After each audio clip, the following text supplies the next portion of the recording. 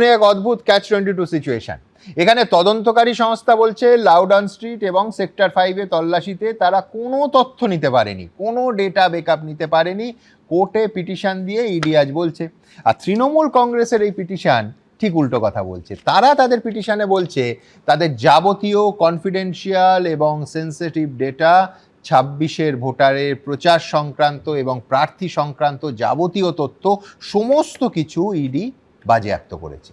ED কেন এটা করেছে বলে তৃণমূল এই পিটিশনে বলছে? তারা লিখছে যে ইডি করেছে তার কারণ সামনের ভোটে যাতে তৃণমূলের মারাত্মক রাজনৈতিক ক্ষতি হয় এবং অবাধ এবং সুষ্ঠু নির্বাচনটাই এই বাংলায় না হতে পারে। আমার পরের বক্তা সলিলদার কাছে যাব। সলিলদা, কোন কাজের বিচার এই তথ্য চুরি আর নথি চুরির সমাধান করতে পারবে বলতে পারবেন? আদৌ সমাধান হবে? কোনোদিন হবে?